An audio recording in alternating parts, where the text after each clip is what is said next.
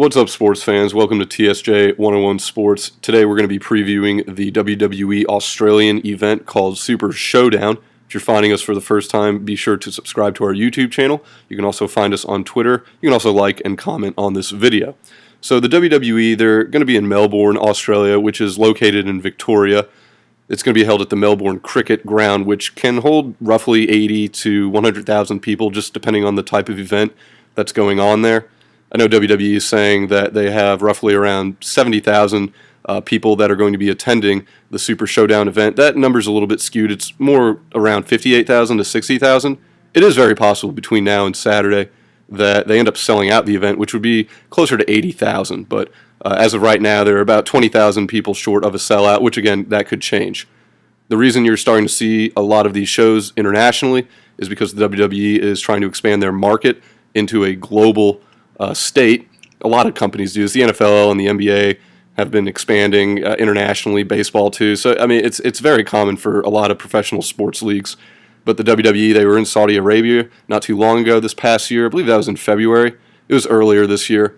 They also plan on going back to Saudi Arabia in about a month or so. And so, this is just another example of WWE, giving their product to people overseas, showing them what they're about, because the American market, it's pretty much tapped out at this point. They're not going anywhere. It's going to continue to give money to the WWE. So WWE figures might as well go overseas and go into different countries around Europe and Asia and really just try to expand their market there. I know India is really big too. So again, this is just another attempt by WWE to expand their market at an international reach. And it's really only going to continue from here. You're going to start to see a lot more shows around the world airing on the WWE network, just because, again, WWE, they want to go ahead and expand their product, which makes complete sense from a business standpoint. So going over the match card, there's a total of 10 matches for the Super Showdown. Only 4 of them are title matches, so not a whole lot of belts will change hands, even if belts do change hands, just because there's so many matches on this card that really have no championship implications at all. There's one match that has a championship implication without a championship in it. That's going to be Daniel Bryan versus The Miz in a number 1 contender match. So the winner of this match is going to get a shot at the WWE Championship. I think a lot of people see this match in Australia as kind of the beginning of Daniel Bryan versus The Miz at WrestleMania for the WWE Championship. The question is, how do you get there from here? So there's a lot of theories out there. But this match is also going to dictate the result of the WWE Championship match, which we'll get to in a minute. But Daniel Bryan versus The Miz. Miz has really been teasing the fact that he cheats to win, and he doesn't really care, which makes sense because, if you've been watching the WWE since it's been airing on television, which is 1993, which is quite a few decades, people cheat to win all the time. So, at this point, if you don't expect someone to cheat, that's on you at this point. But The Miz called Daniel Bryan out on his honesty. He's like, look, Daniel, you're not going to beat me if you don't cheat. So expect them to toy with that throughout the match. Expect to see a lot of instances where Daniel Bryan, he has an opportunity to cheat, but he won't do it because, he's Daniel Bryan. And that might actually cost him the match. I'm going to go with The Miz here to win, but it's very, very possible Daniel Bryan does indeed win this match. Let's just put it like this. If The Miz wins this match, then he's probably going to be facing AJ Styles. If Daniel Bryan wins this match, then he will probably be facing Samoa Joe for the championship. So this match really does have a lot of implications as to who could win the WWE Championship match, which is between champion AJ Styles and Samoa Joe. As soon as we thought that the families were really not going to be involved in this story anymore, Samoa Joe goes to AJ Styles' house where his wife and kid were. So It really just stayed down the dark path of this story. We thought maybe WWE, if they wanted to put the belt on Samoa Joe, they might take a lighter approach and leave the family out of this story, but they didn't. So we're going to stick with AJ Styles winning the belt because it really would be a very sinister ending for Samoa Joe to stalk this man's family and then take his championship. However, it's very possible that that does occur, in which case you would probably see Daniel Bryan beat The Miz and then set up Samoa Joe versus Daniel Bryan for the WWE Championship, which I don't think anyone would really complain about. I think a lot of people would be okay with it. The big stipulation between Styles and Joe is that it is a no disqualification, no countout match because of just how the last few matches have gone. Samoa Joe has had a legitimate case for each match. He won via disqualification at SummerSlam, and then he also technically won at the last pay-per-view with AJ Styles tapping out, but the ref didn't see it. So that's the story WWE is going with, that Samoa Joe is really the uncrowned king of SmackDown Live right now, which honestly gives us a little bit more reason to believe that Samoa Joe may actually win this match, especially if AJ Styles, loses his cool mentally, which I think is kind of what Joe is going for from a character standpoint. He wants to get in AJ Styles' head, talk about his family, throw Styles off his game. Plus, Joe is technically 2-0 against AJ Styles, so it's very, very possible Joe wins. However, WWE has built AJ Styles up as this somewhat resilient champion who can overcome any odds or any of the, stacked cards against him. So it wouldn't be a surprise to see AJ Styles come out on top. I mean, logically, it just makes sense for Styles to take on The Miz. And so, we'll see if that's kind of the case. Keep in mind, Randy Orton did mention that he is going to target someone that the fans love. So that could mean either AJ Styles or Daniel Bryan. Randy Orton doesn't have a match, so definitely expect the Viper to show up in one of the two matches and ultimately cost the babyface that match. We're going to go with the fact that Randy Orton interferes in Daniel Bryan and Miz's match and takes out Daniel Bryan. Therefore, The Miz can move on to AJ Styles and Daniel Bryan can move on to Randy Orton after this event. Moving on now, we're going to stick with SmackDown. However, there's a few tag team matches we want to get to. Asuka and Naomi, they're going to be taking on the Iconics. The Iconics, which is made up of Billie Kay and Peyton Royce, they are actually from Australia, so they're going to be competing in their home country. So this match could really be a toss-up because the WWE, they like to, there's a thing called home field advantage that is never the case in WWE. Basically, if you're wrestling in your hometown in the WWE, you're going to lose more times than not. However, this is a show in Australia, and the WWE is really trying to appeal the fan base over there, so it is very possible that they have the hometown heroes of Billie Kay and Peyton Royce actually win this match. On paper, it makes sense for the Iconics to win. It also makes sense for Asuka and Naomi to win. So again, this really is a toss-up, and it really just comes down to what the WWE and how they want the audience in Australia to feel. So, again, WWE notorious for having people in their hometown lose in their hometown, but this is a different case with the fact that WWE is really, they're trying to get Australia's fan base on their side. And so they may have the Iconics win in their hometown. We're just going to have to see and wait. Then the other tag team match from SmackDown Live, you have the New Day. They're going to be defending their tag team championships against The Bar. Wouldn't be a surprise if The Bar won this match, but I think all signs point to New Day, especially since, this is an event that's airing at 5 a.m. in America. And if you're in California, it's airing as early as 2 a.m.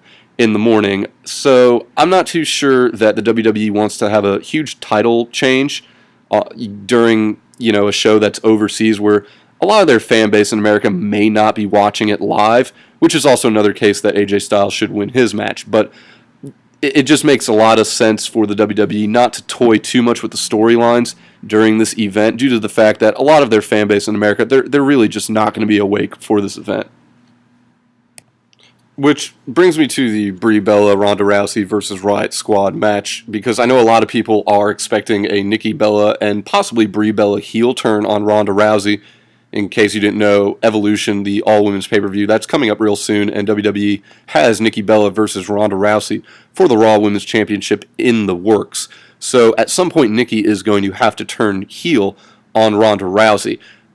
If that happens at this event, it would be a little bit of a surprise because of the point we just made earlier that a lot of the main fan base for WWE in America, they probably won't be awake for this event, so I don't know if WWE is going to go down the route of doing something really that big, like a heel turn by Nikki Bella. It's very possible that they just save it for Monday Night Raw.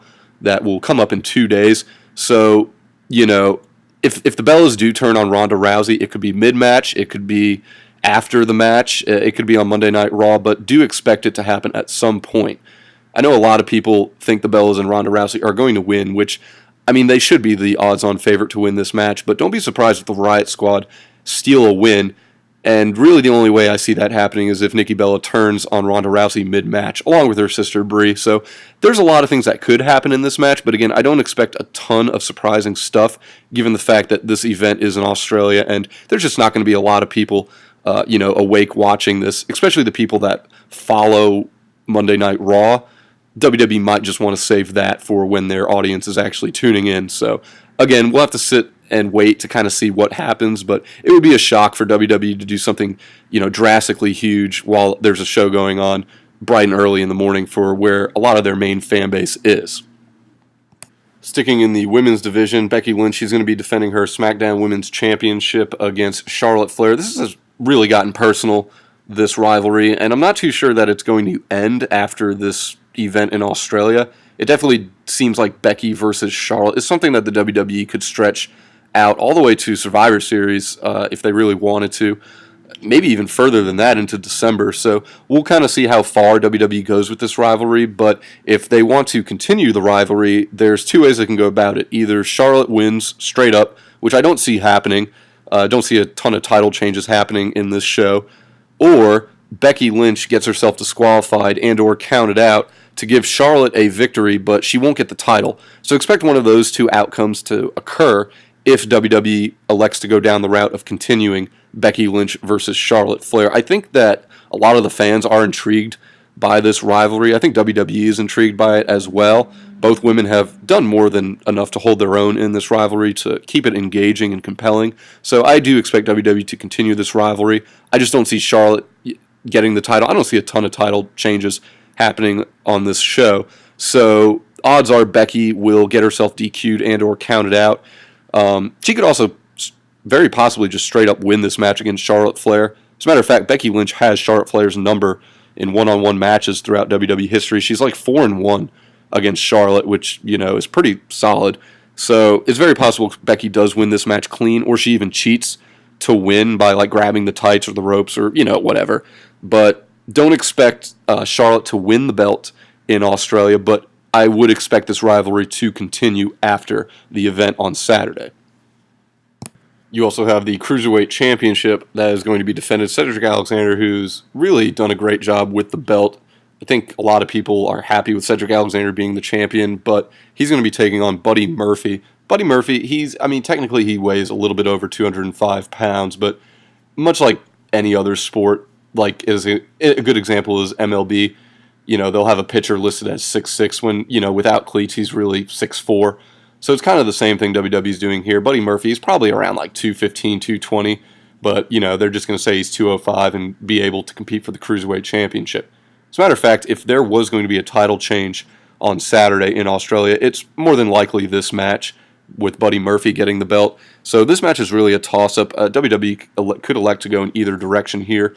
And the reason that this is so likely of a title change, if one were to occur during the Super Showdown, is due to the fact that the Cruiserweight Championship, it's not a mainstream title. Like, you don't see the Cruiserweight title defended or featured on Monday Night Raw every week. It's on its own show.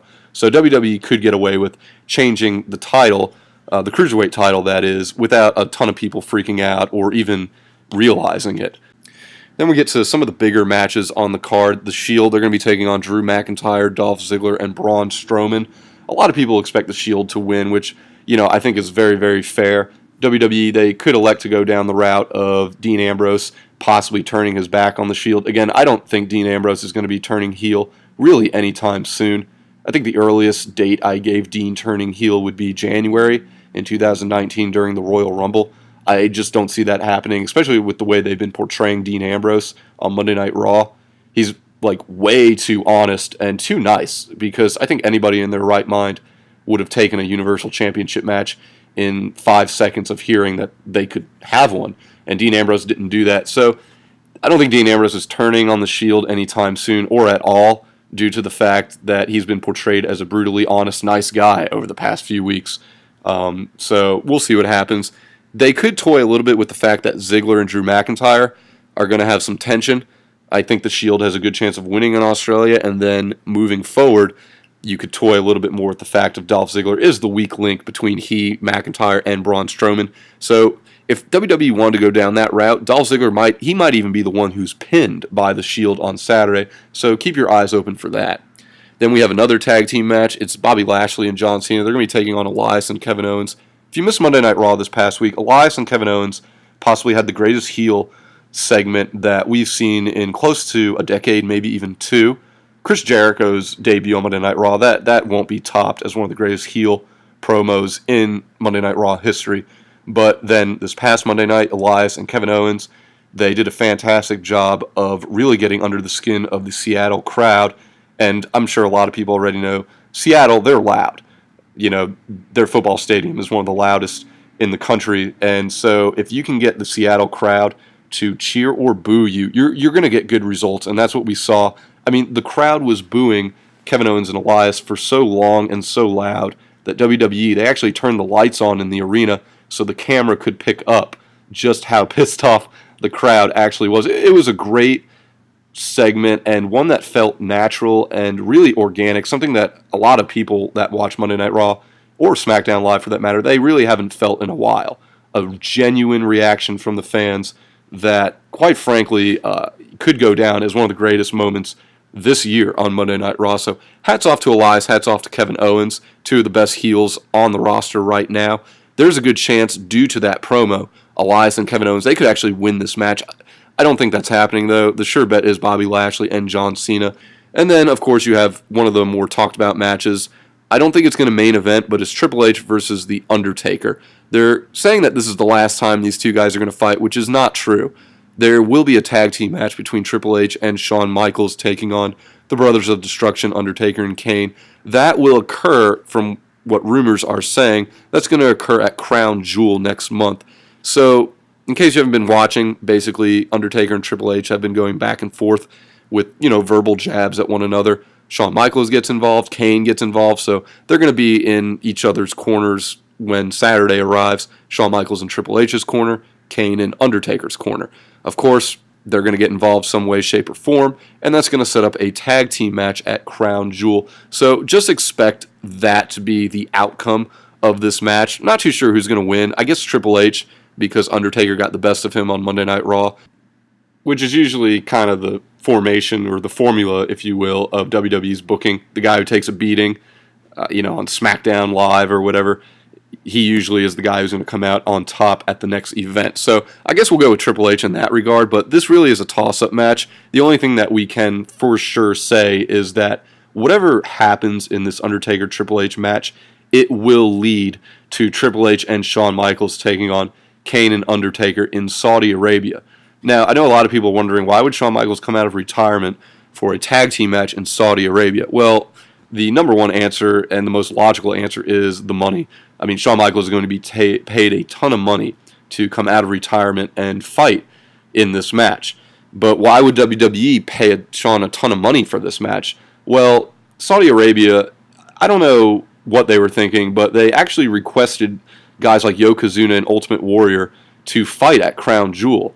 The only problem with that is both guys have been dead now Yokozuna has been dead longer than Ultimate Warrior, but both superstars have been deceased for a good amount of time. So WWE, clearly realizes that, okay, Saudi Arabia, they want all the legends that we have. So they're paying Shawn Michaels a ton of money to come out of retirement and fight in Saudi Arabia. So that's why WWE is paying Shawn a ton of money and why Shawn is coming out of retirement for the match at Crown Jewel. Once again, be sure to subscribe to our YouTube channel if you haven't done so already. That way you don't miss any of our WWE content or our Outside the Locker Room shows. We're also going to be posting a lot more content as the days come. Thank you guys so much for tuning in. Hope to see you next time.